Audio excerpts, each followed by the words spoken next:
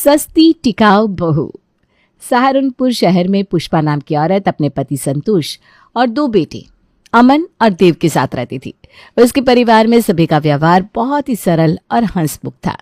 पति के रिटायर होने के बाद उसके दोनों बेटे एक अच्छी कंपनी में जॉब करने लगे, लेकिन उसके कुछ ही समय बाद पुष्पा को अपने बेटों की शादी की चिंता सताने लगी।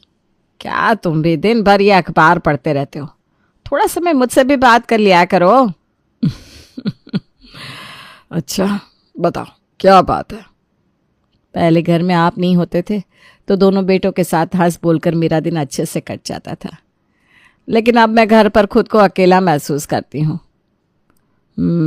ये तो गंभीर समस्या हो गई भाई। तो इसका कोई सोल्यूशन ढूंढा तुमने? हाँ, अब ना मैं अमन की शादी करने का सोच रही हूँ। बहू घर में आ जाएगी तो मुझे बहुत आराम मिल जाएगा, साथ ही मुझे घर पर बोरियत भी नहीं होगी। समझ गया। एक काम करते हैं, इस शहर की एक अच्छी पढ़ी लिखी लड़की ढूंढते हैं जो... नहीं, मैं अपने बेटों की शादी शहर की लड़की से हरगिज नहीं करवाऊंगी।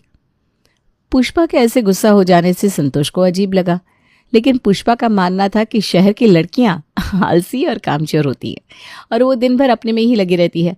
ऐसे में घर की जिम्मेदारी कौन उठाएगा? इसीलिए वो गांव की लड़की से अपने बेटे की शादी करेगी। और जब ये बात संतोष को कहती है... क्या कहा? गांव की लड़की?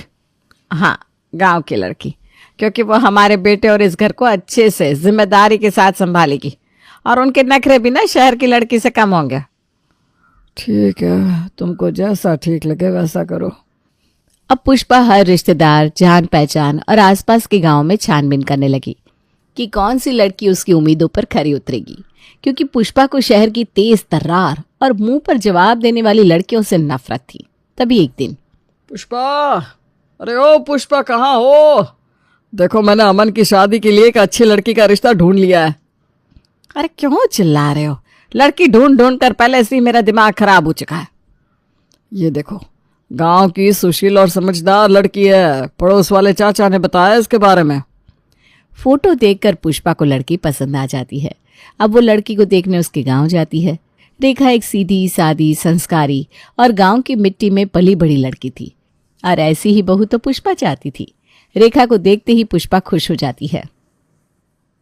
बहन जी, मैं लड़की को देखकर बहुत खुश हूँ और अब मैं रेखा को ही अपने घर की बहू बनाऊंगी। अरे बहन जी, ये तो आपका बड़प्पन है।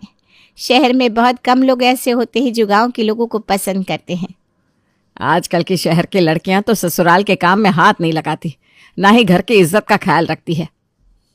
हाँ बहन जी, आपने ठीक कहा।